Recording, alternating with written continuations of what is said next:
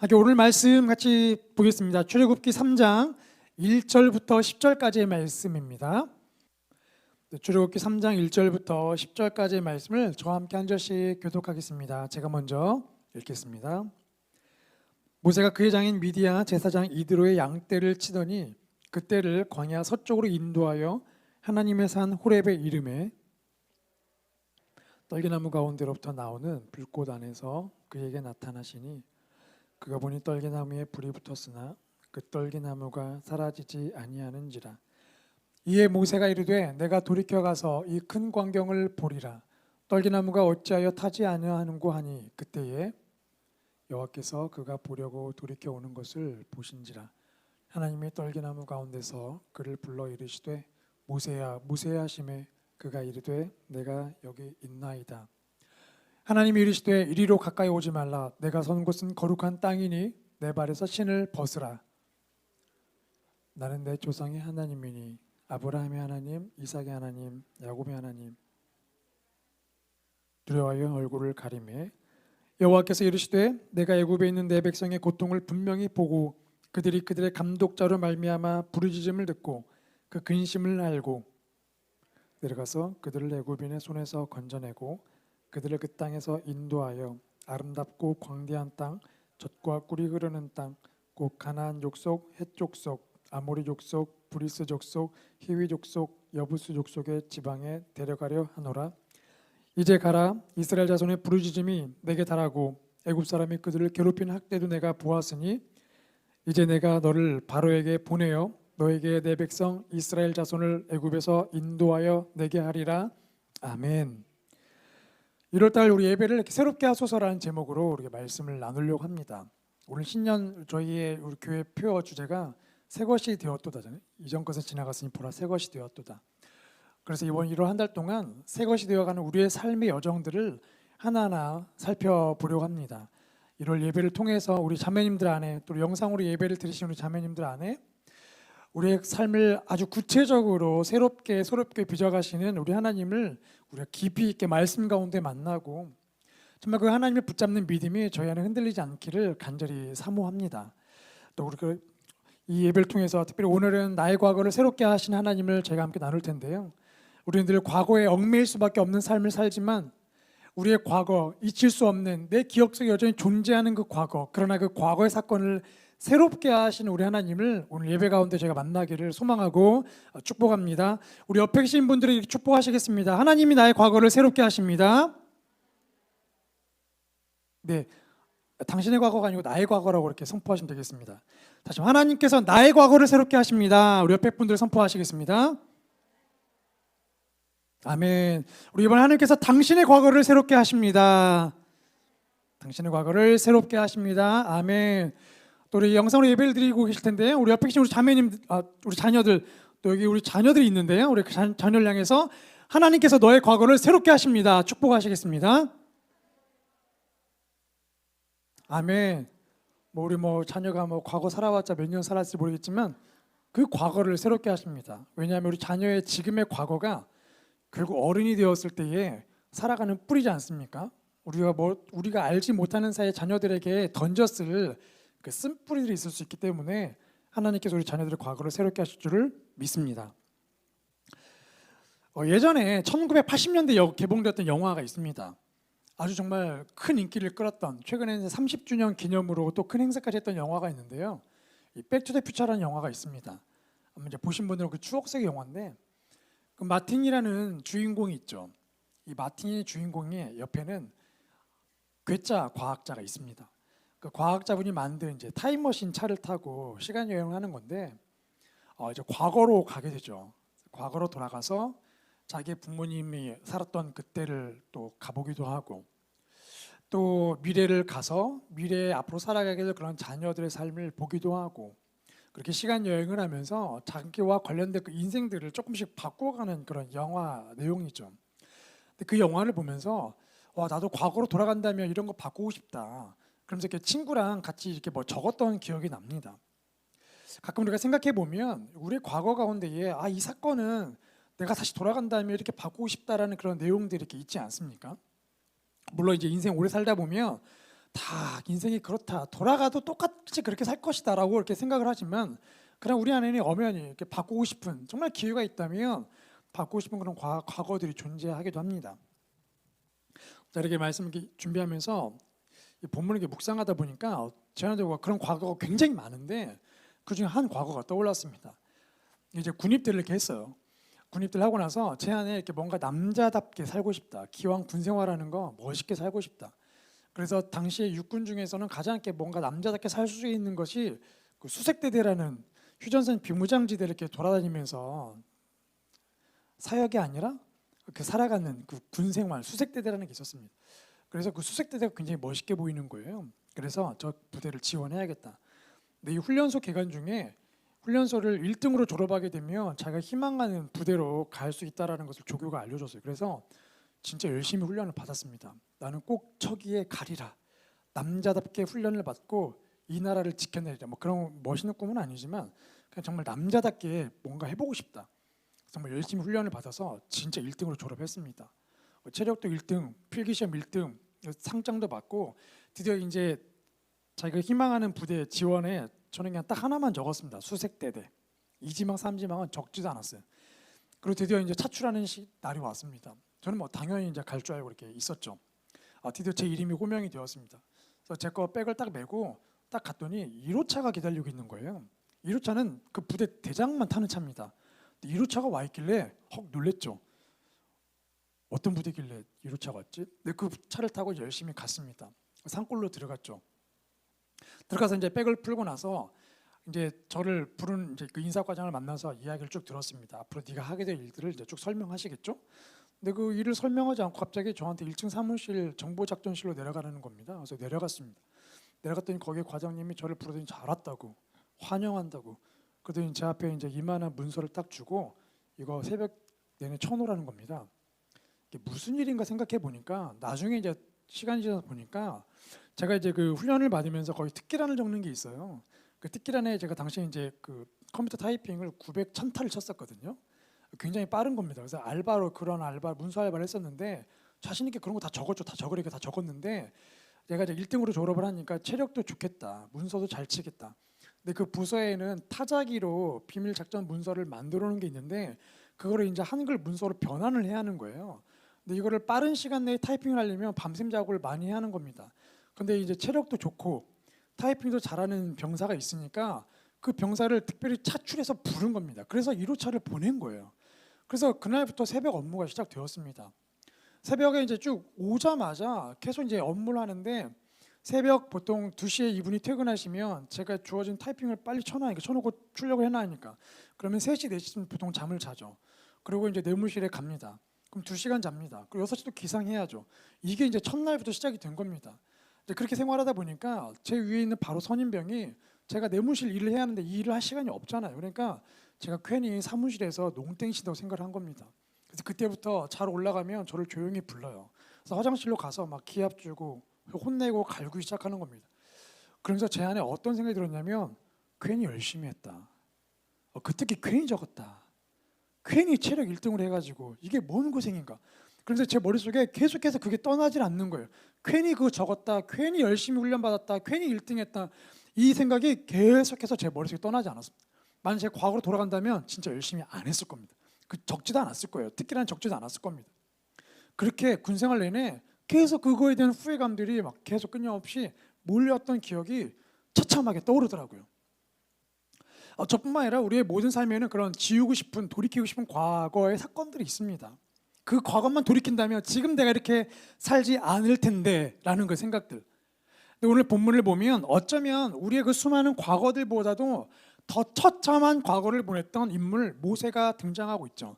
하나님께서 오늘 그 모세를 향하여서 어떠한 일을 행하시는가, 과거를 새롭게 하시는 일들이 오늘 쭉 과정들이 하나하나 펼쳐지고 있습니다. 이 과정들을 통해서 하나님 정말 오늘 나의 삶도 새롭게 빚어가실 것을 믿습니다.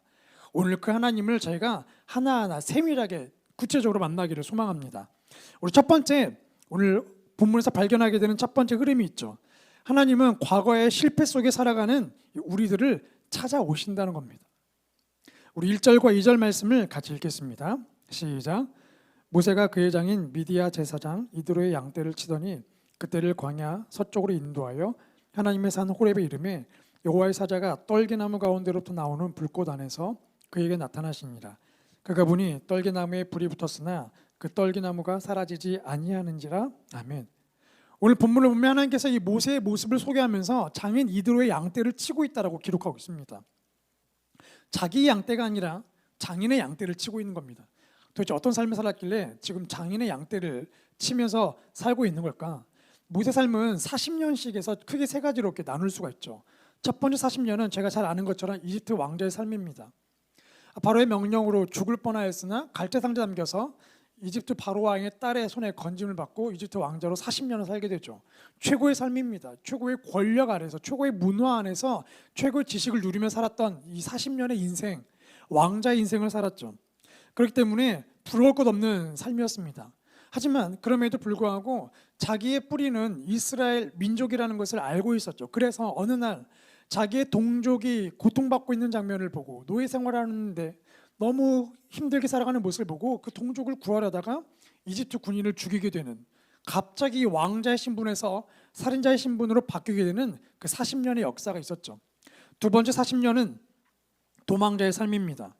살인을 저지르려고 미디안으로 도망쳤던 요셉, 그 미디안에서 이드로라는 사람의 딸을 십보라를 만나게 되고 그 딸과 결혼하게 되고, 그래서 드디어 그 장인의 집에서 살게 되는 그 40년 인생, 자신의 양떼가 아니라 장인의 양떼를 돌보며 사는 그 대리사위의 삶을 살고 있었죠. 그리고 마지막 40년은 이제 오늘 본문에서 하나님을 만나고 출애굽을 시키는 지도자의 삶입니다. 이 과거의 실패 속에서 살아가는, 현재를 살아가는 이 모세의 모습을 보면 정말 그 40년 남부러울 것 없는 휘황찬란한, 부족한 것 없이, 부족한 게 뭔지 이 부족함이라도 아마도 느껴볼 겨를이 없을 정도로 최고의 삶을 살았던 모세인데, 졸지에 살인자가 되어서 도망자가 되어서 모든 그 권력과 신분을 상실한 채 방랑자, 도망자의 삶을 살았던 그 모세의 삶을 생각해 보면 어쩌면 그날도 그 양을 치러 오면서 40년 동안 더 이 40년, 40살 인생이 망하고 마지막 이 중간에 40년을 살면서 장인의 양떼를 치고 있는 그런 대리사의 삶을 살면서 그의 인생에 얼마나 많은 그 후회감들이 몰려왔을까요? 저 멀리 있는 이집트 땅을 보면서 만약 내가 그때 욱하지 않았더라면, 만약 그때 내가 좀만 참았더라면 내가 지금 이런 삶을 살지 않을 텐데, 어쩌면 그런 후회 삶도 그냥 이제는 포기해버리고 사라질지 모르는 그런 모세의 삶입니다. 그런데 이 40년이라는 긴 시간 동안 모세는 아마도 후회 속에 살았겠지만 하나님은 그 40년이라는 긴 시간 동안 모세를 새롭게 하기 위해서 그 40년을 기다리셨죠. 그리고 그 40년이 찾아 오늘 본문의 모세를 만나러 오십니다. 저희 삶에도 동일한 것 같습니다. 하나님께서 그 40년을 기다리셨는데 얼마나 더 기다리시겠습니까? 뭐 더 기다리는 건 뭐 쉬운 일이시죠. 분명한 건 그 과거에 실패해서 살아가는 우리를 지금도 찾아오신다는 겁니다. 과거에 실패해서 후회하며 살아가는, 늘 눈물 속에 살아가는 저희들을 오늘도 찾아오신다는 거죠. 오늘 하나님께서 그 모세를 찾아오십니다. 그리고 두 번째 상황이 펼쳐지고 있죠. 두 번째는 바로 나의 권리를 포기할 때 하나님을 인격적으로 만나고 새롭게 된다는 것입니다. 우리 3절과 4절 말씀을 같이 읽어보겠습니다. 시작. 이에 모세가 이르되 내가 돌이켜 가서 이 큰 광경을 보리라. 떨기나무가 어찌하여 타지 아니하는고 하니 그때에 여호와께서 그가 보려고 돌이켜 오는 것을 보신지라.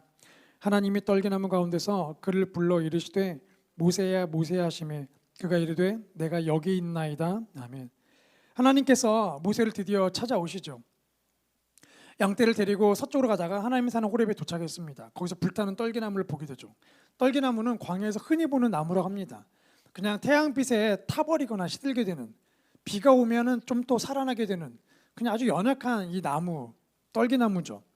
그런데 이 떨기나무가 사막에서 불타는 일들은 종종 일어나는 일들이라고 합니다. 워낙 건조하니까 그냥 불타는 일들이 흔한 일인데, 오늘 본문에서는 그 흔한 불타는 떨기나무 현상이 흔한데, 그 흔한 현상이지만 그 안에서 무심코 지나칠 수 있는 상황이지만 자세히 보면 그 떨기나무가 타지 않고 계속 타고 있는, 불타고 있는 그 특이한 현상을 모세가 발견하게 됩니다.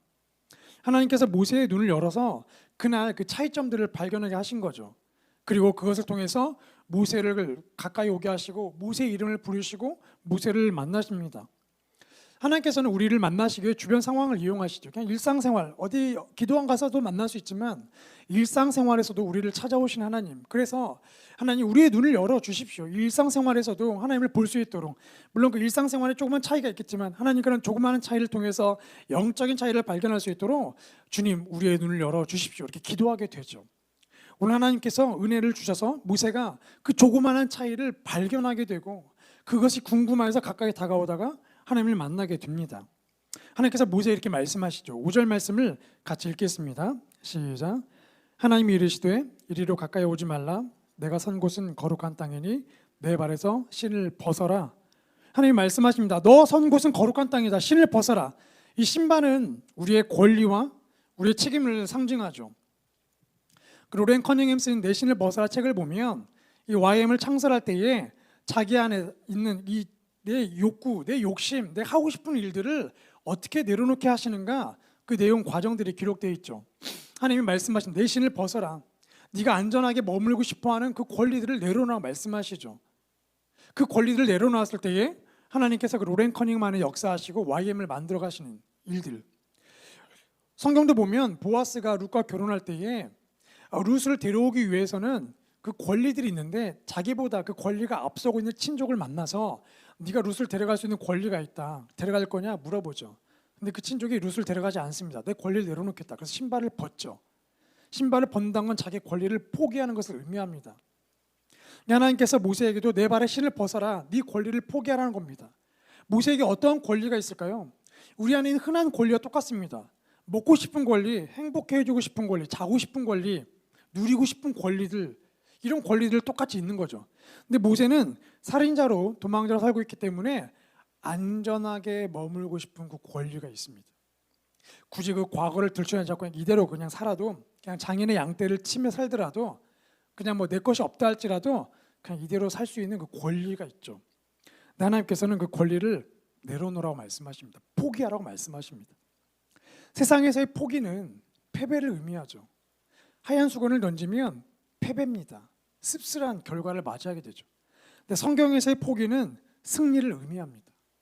왜냐하면 이곳은 거룩한 땅이니 이 거룩하다는 것은 하나님께서 그곳에 계신다는 거죠.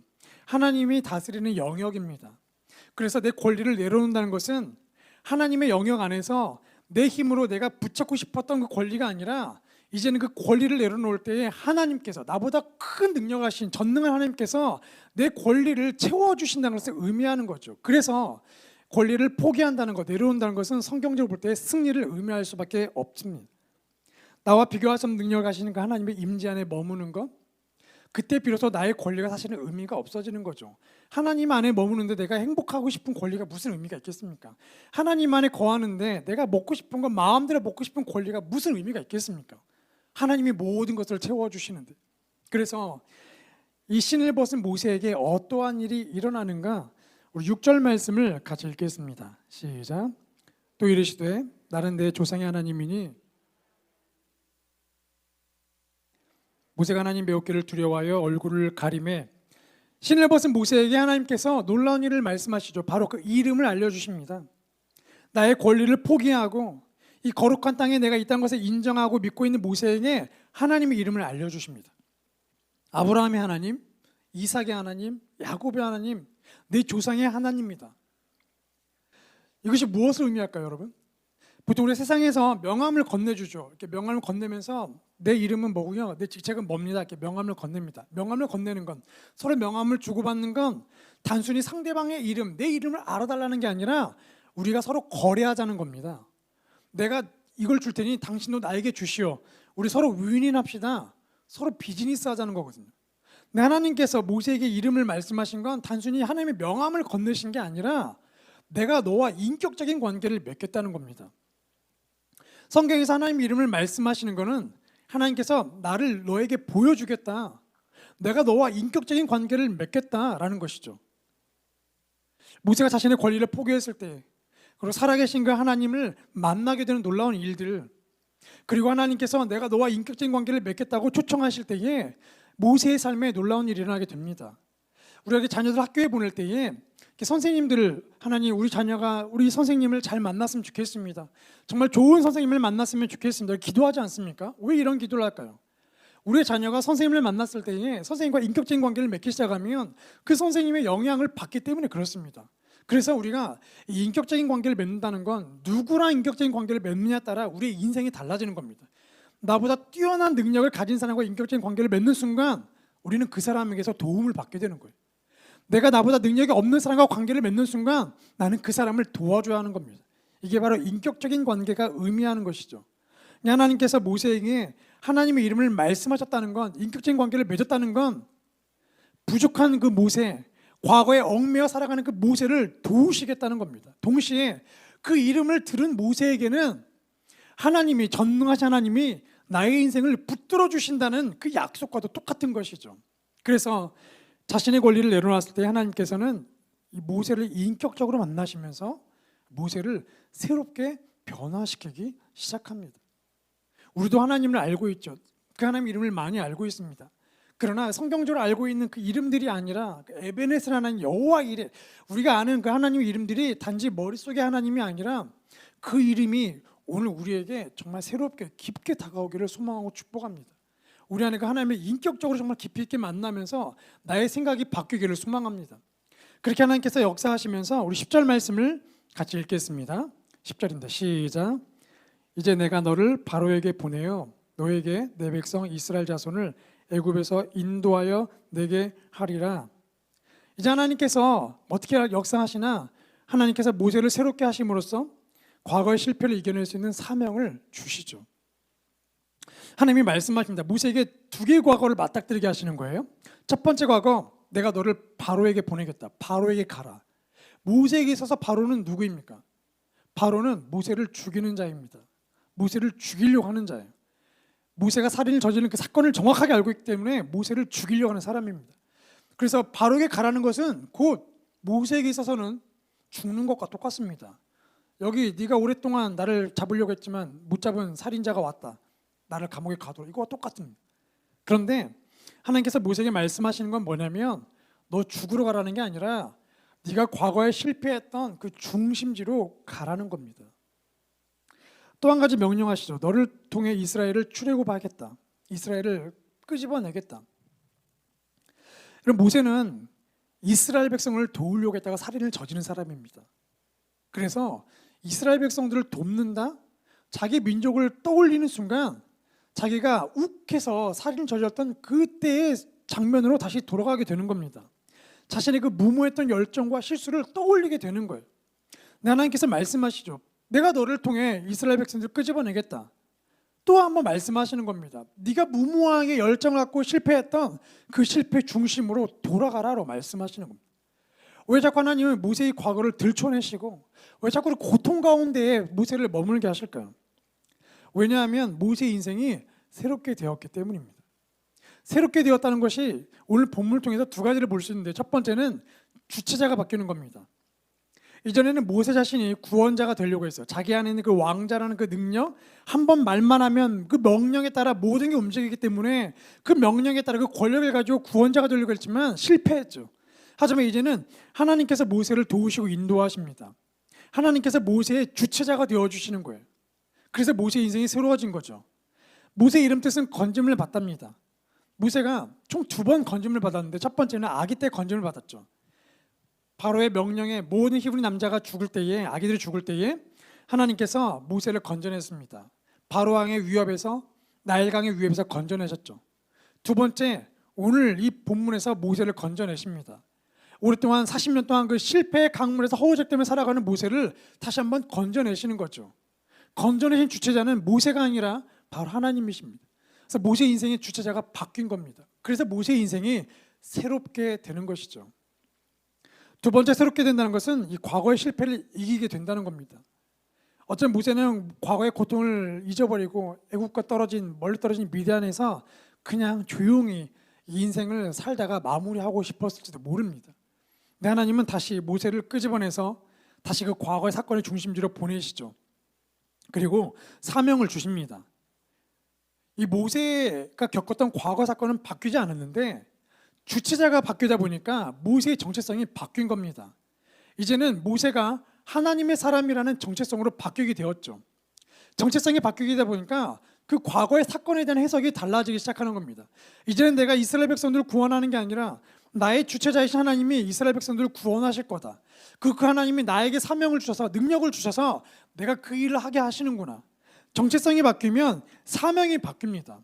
정체성이 바뀌면 그 과거의 사건을 바라보는 해석의 능력들이 바뀌게 되는 겁니다. 노예 자녀라면 아마 그 고급 음식점 앞에서 머뭇거릴지도 몰라요. 먹고 싶지만 내가 노예니까, 돈도 없으니까. 하지만 신분이 왕의 자녀로 바뀌게 되면 그 음식점에 당당히 들어갑니다. 아니, 그 음식점뿐만 아니라 고급 레스토랑에 당당하게 들어가죠. 왜냐하면 나는 왕의 자녀이기 때문에. 그곳에 당연히 들어갈 권리와 그곳에서 누릴 수 있는 재물이 있기 때문에 들어가는 거죠. 이 정체성의 변화가 이렇게 놀라운 변화를 이끌어내는 겁니다.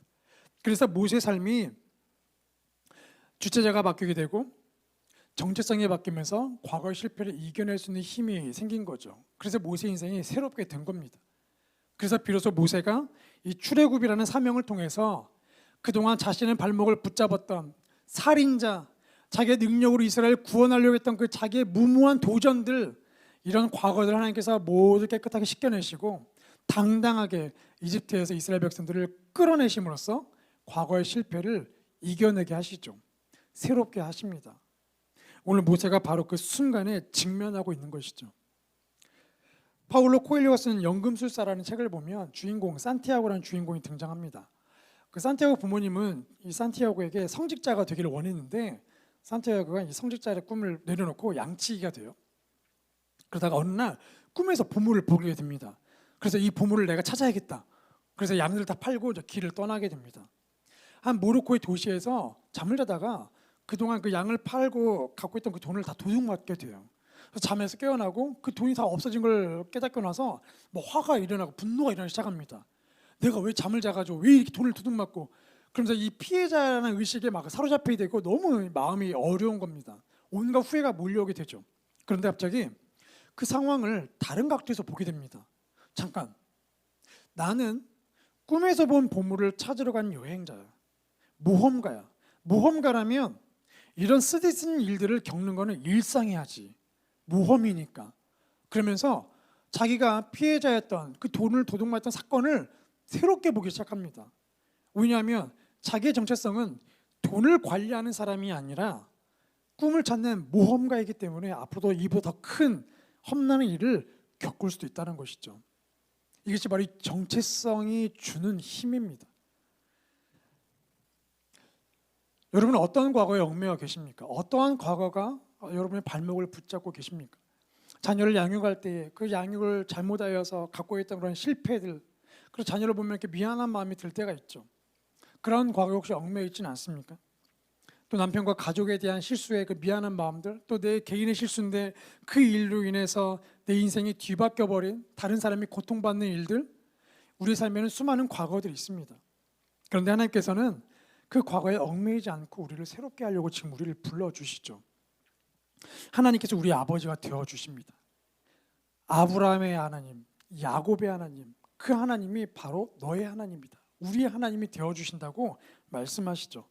그리고 우리의 신분을 바꿔주십니다. 죄의 노예가 아니라 하나님의 자녀로 바꿔주시죠. 그렇기 때문에 우리 안에 인생의 주체자가 바뀌기 시작했고 우리 안에 하나님의 자녀로 살기 때문에 우리는 이제 우리 지난 그 과거를 우리가 바꿀 수는 없지만, 과거의 내용을 바꿀 수는 없지만 그 과거 사건을 새롭게 해석할 수 있는 사명감들을 우리에게 주시죠. 그것들을 이뤄낼 수 있는 일들을 우리에게 주십니다. 그래서 하나님께서 우리에게 말씀하세요. 권리를 내려놓으라. 편하게 살고 싶고 그냥 그것도 잊어버리고 싶고 그냥 지금 이 삶을 살고 싶은 그 권리들을 내려놓아라. 내 힘으로 그 권리를 이루려고 하지 말고 하나님께 맡겨라. 오늘 우리를 부르십니다. 모세야 모세야 부르신 하나님께서 오늘 우리를 동일하게 부르십니다. 오늘 우리 하나님의 말씀을 통해서 우리의 인생이 조금씩 한 번에 확 바뀌진 않지만 조금씩 바뀌기를 소망합니다. 우리 영의 눈이 열려서 주님, 내가 내 인생을 어떻게 살아보려고 했는데 주님, 새로운 피조물이 된 내 인생이 바로 하나님이 주체자가 되시기 때문에 내가 새로운 피조물이 되었군요. 하나님, 이 과거에서 늘 이 현재가 얽매여 있는데 하나님 이 과거를 새롭게 바꿀 수 있도록 나에게 사명을 주시는군요. 오늘 우리 안에 이 하나님을 붙잡기를 간절히 사모합니다. 그래서 이번 1월 시작하면서 우리 안에 속도는 매우 더딜 수 있지만 그러나 우리 안에 새롭게 일하시는 하나님의 그 영적인 변화를 우리가 조금씩 누리기를 사모하고 축복합니다. 우리 같이